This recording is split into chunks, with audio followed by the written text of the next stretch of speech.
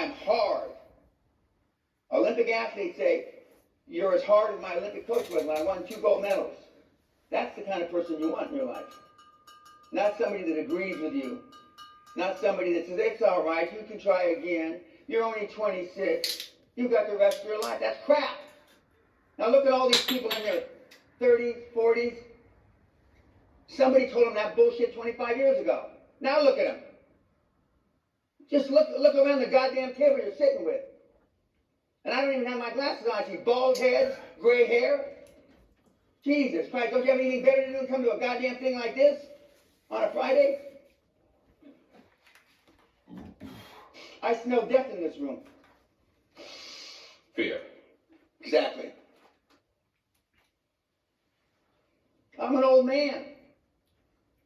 If I can get fear out of you, I'm 72 years old. I'm at least 40 years past my prime. But I guarantee you, unless there's Bruce Lee out there, I can kick the shit out of anybody in this room.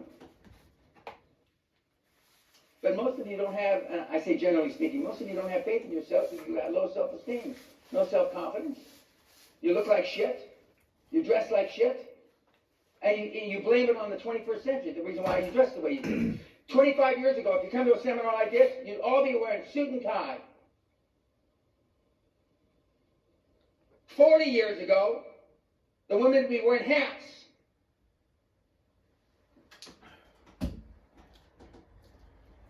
This is my uniform. I don't go to sleep like this, but I mean, this is my uniform. It has been for a long, long, long time. Dress, if you want to get money from banks, dress like the president of your country. Unless you're from Pakistan or India or something. Dress like the president or the prime minister of your country. You only have one time to make a first impression, kids. You come in looking like some of you, I wouldn't give you fucking toilet paper. Most of you, I'd be embarrassed the way you're dressed. But see, Michael didn't bring me here to make... If I leave here with anybody liking me, I failed. You understand what I'm saying? I failed. I'm not here to be your friend. You want a friend, go get a fucking dog. I'm here to drag your sorry ass across the goal line, no matter what it takes. And there's no better on the planet than me at doing it, as demonstrated by all the tens of billions I've created. Can you imagine? I'm getting all excited now. Just look at this. Even the sorriest ones in here are probably 50 million. And there's a couple of billionaires out there. I got to strain to find one, but I mean, there are. The odds are there's at least 2 or 3 billionaires in this room. To be. Potentially. Yes, sir. Potentially. 2 or 3. But would those 2 or 3 make the sacrifices necessary? When I was... What is necessary? What's the best advice? The best advice is find something you love. Find something that can change 1 billion lives. Zuckerberg is a classic example. He changed more than 1 billion lives. Added value. Correct. Added value change, you make 1 billion lives better, potentially. You may not get to 1 billion people, but potentially you can make 1 billion lives better, and the odds have just gone geometrically up for you to become a billionaire. And if not a billionaire, a whole bunch of money.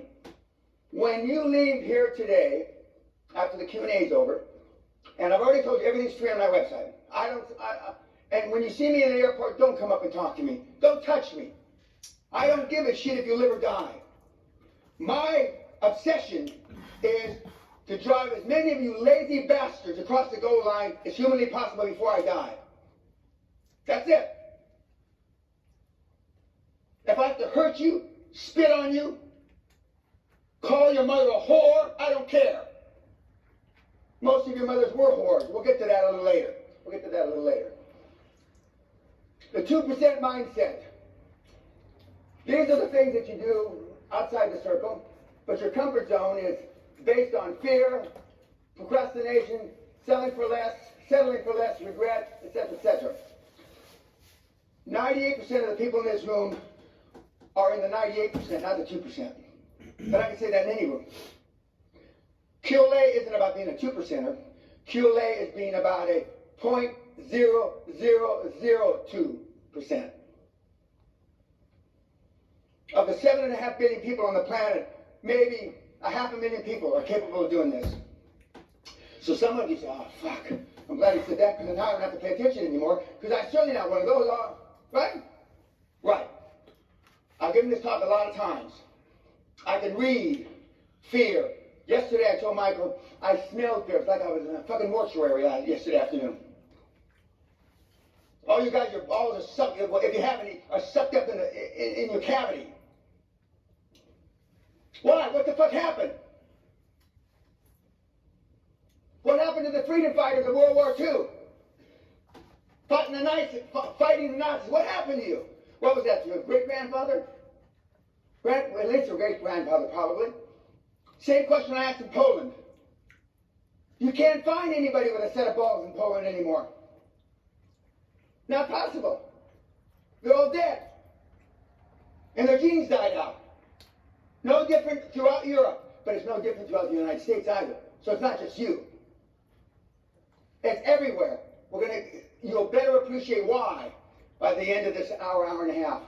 Now, you've already read, some of you, that I'm the creator of Teenage Multimillionaires from scratch, and the mentee that's the CEO of the largest deal in recorded history, the $500 billion deal, Neon, the city of the future. I created them both. Just like God with fucking clay, with these two fucking hands. I made them just like fucking God. And everybody in between, which covers everybody in this room. Teenage multimillionaire, no school, no high school, no junior high school, no college, 17 years old. Why not you? The answer is it could be you. But he's a hard-working, 140-hour-a-week worker. Not an 80. A good drink and a stiff fucking kill everybody in this room. And you're nodding your head, yeah. But some of you will just settle for the good fuck. Most guys come to me because I'm the alpha male father they never had. Most young guys come to me because they can't get their willy wet. And what the fuck's the world come to? You gotta come to a raging, crazy old fucking man, 72 years old, to get your willy wet. What's happened? Almost everything bad. That's what's happened. This young kid that came to me a year and a half ago, his goal, his dream in his life was to finish #1 university champion archer in Britain. What's the best you've ever done? 20th in a regional meet, he says to me. So we set up a program and I beat him like a fucking rented mule. That's him receiving the first place a couple months ago in Britain. The little skinny shit. He looks like a little Nimrod snowflake, because he is. But he was firing 600-700 arrows a day. Most of you couldn't fire 50. So it's not just that. The girls tell me I'm better at knocking off weight off your big fat asses than I'm making money. I think like a chainsaw knife. You know, when a woman is walking away from you and it looks like two pigs in a gunny sack, you know what I'm talking about? I just take a fucking chainsaw and chop your cheeks off. This is one of my examples. Just one. They lose 100 pounds, 150 pounds, 75 kilos. Because I don't allow them to not be accountable. When I say you're going to weigh yourself fucking 4 times a day, sweetheart, that's what the fuck I mean. Most of you in this room have never been held accountable for anything in your life. And look at the result. Don't you got something better to do on the weekends? I've had women come to the seminar. They talk to their mother 15 times a day. Now listen to this. 15 fucking times a day. What possibly can you tell your fucking mother 15 fucking times a day? Other than neurotic shit. What? 15 times a day! What the fuck? You hang out with monkeys, what happens? your life becomes a fucking circus. Now, with the greatest respect, kids, this is not Barnum and Bailey's circus. What I'm here and what Michael only does, he doesn't do 100% of what I say, believe me. But he does a lot more than you do. And all my mentees, I've only got 1 or 2 mentees that follow my religion 100%. And guess what? They're all billionaires. Billion, with a B. That's all. They don't have to sleep with me. They don't have to do unholy shit to dogs or cats. But they do every fucking thing I say. And their pay price to action is billions. I was being reminded backstage, the first time somebody met me is when I almost killed myself racing dune buggies, 1999. And that's when my shoulder and my clavicle and a few other things got busted up. Because I'm pushing myself out of my comfort zone. And to get me out of my comfort zone, you got to do some pushing. Because I'm not afraid of anything or anyone. Having been run over by a buffalo, water buffalo, in Australia, almost killed me. I got up off the ground like Quasimodo, chased it down for 2 kilometers and killed it. I felt like a truck ran over me. It did. And I continue to push myself. We were in New Zealand, and anyway, 40 to 60 mile an hour gusted winds, and a bunch of kids like you, when the wind stops, I'm going to jump that motherfucker, when that wind stops. 20 minutes later, we're standing in line. I go give the guy at the front line, here's $100. The wind died down, didn't it? Yes, sir. I jump. I come back to the back of the line, just so, when that fucking wind dies down, I'm going to jump this cocksucker. They're still waiting in that goddamn line. Because there's never an easy time to make a hard decision. Never. And then, earlier this year, one of you says, Dan, there's a thing you might like. What is it? Jumping 108 stories off of a building in Las Vegas. Fuck, that sounds cool. We're there, and I jump. Done. I shouldn't have jumped, because I have 2 new knees, prosthetic knees, artificial knees. And when you jump, you got to hit both legs at the same time. Unfortunately, I didn't. I hit with my left leg first and fucked it all up, but it's okay now, so don't cry for me. 99.9% of all the people that have been helped by my program in 25 years, I've never met. There's some people in this audience that have actually been to my seminar. I'm not pointing them out because I don't want to embarrass them. Because I don't want you mobbing them. Because that's what happens. And the reason why the testimonials on my site don't have last names is because I learned a big lesson 15 years ago, last time I did that. There are people that had to move their houses because people like you were knocking on their fucking door, hounding them like dogs. Some people, we don't even have their faces because they're afraid you're going to do facial recognition and hound them down like goddamn dogs. If your adult child needs a safe space to avoid offensive words, you failed as a fucking parent. It's sad. Now, I'm not going to make you do this extra, but guys, look at your left hand. Don't show anybody. I don't want you to show anybody. Put your left hand in front of you, and the second from the end finger, this finger, does it look like A, B, or C? Don't tell me. I don't want to embarrass you. Look at your left hand, monkey. I'm talking to you, meathead. Almost everybody in this room has either B or C. I'll bet my testicles on it. And what is A? A is high testosterone levels. Like you had a pair. You know what I'm talking about? This is a scientific truth. Now, I happen to have one more. Needless to say what my hand looks like. I have one more. I have an extra rib in my neck. Like Neanderthal man. I have a 13 magic rib. So does my father. So does his father. We're a throwback, one more generation back to cavemen. Which shouldn't surprise any of you.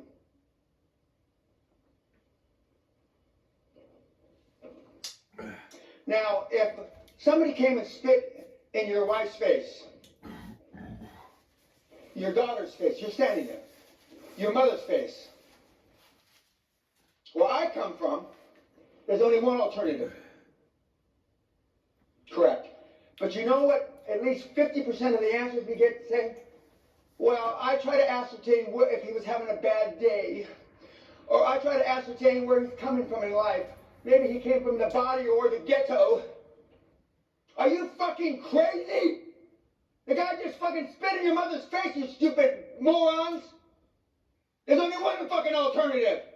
You beat him down through the pavement, or die trying. And now the other excuse is, well, I'm afraid of going to jail if I put a whooping on the guy. Well, you couldn't put a whooping on a fucking paper bag, first of all. And that's your excuse. You don't want to go to jail. So now we've got 4 or 5 generations of wusses. My favorite cousin went to jail for stabbing a guy, this is my neighborhood, 17 times because the guy said his girlfriend had a big ass. This is 1961. By the grace of God, he didn't kill the guy. He can't even kill him with 17 stabs, I said, Ronnie, my cousin. Jesus Christ. I knew I should have shot him then. Now, I'm not suggesting you do any of that. But there's a far cry from stabbing somebody 17 times and saying, well, I have to ascertain if the guy's having a bad day or not. How good a day does the asshole have to have for not spitting in your mother's face?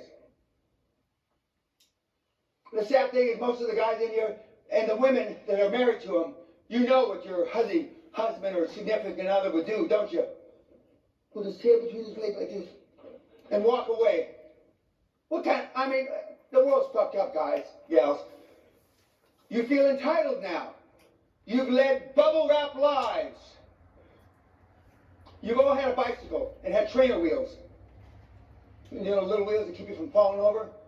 And when you take the trainer wheels off, what happens? You fall over on your big melon head, right?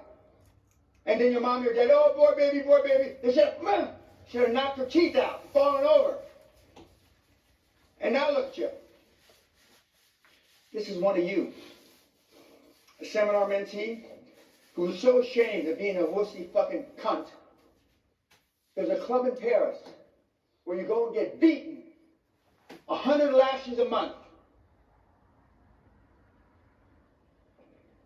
He's so ashamed, he's one step away from suicide and don't kill yourself. That's an easy way out. Some of you should trade places with him. That's the real fucking deal. Little Frenchman, he talks like a French movie star. Well, Mr. Pena, I don't understand. I get beat every month, but I'm still a cunt. 25 millions is all he has. Since he's 18 or 19. Look at his testimonial. He's ashamed that he hasn't accomplished more.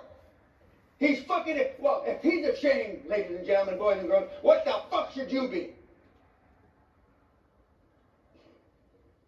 This is where his dream since he's 10 years old, where he wants to have a house. That's in Hawaii. And that's his house. And what do you live in? I used to actually ask these questions of you, but I don't want to know. It just makes me, I don't get depressed, but it might make me depressed. And that's his goddamn house! What the fuck do I have to tell you? He's 20 years old! Costs so much, and it's not internet money. It's bricks and mortar. God bless you, Josh. Oh, and he's Asian. You can't tell he's Korean. He's Korean. He's Korean. So the Koreans say, oh, he doesn't have brown skin, that's why he's successful. That's what they say. Most of you needed a beating growing up. You just did. And most of you, your parents weren't trained to produce high-performance kids. You and I both know it. You and I both know it. We've had grandfathers, daughters, granddaughters. And we've had sons and fathers in the seminar room. And when you ask the grandfather, I did the best we know how. Ask the mother. You don't know what you don't know. Ask the kid. They fucked me up. You don't know what your kids really think about you. I do. I get their emails. Most of your kids are embarrassed by you. In some cases, I'm sorry to say, ashamed of you. That's a sad plight. But it's not too late to give them something to be proud of. It's not too late. Thank you. Thank you. Thank you very much. Fucking spirit animal. Fucking spirit animal. McRib. Shrimp. Hugger man. Television dinner. Right on fucking cue. Right on cue. Yeah.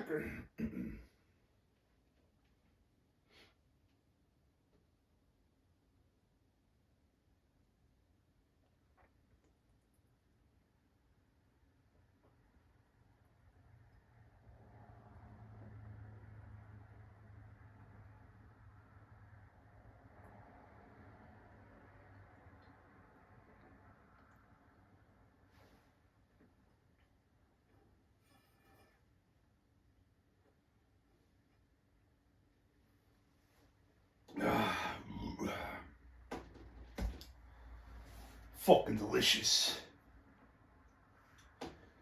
No door foam. Fuck you, Fat Reggie. Don't celebrate our fucking American fucking holiday, you asshole. Liquor.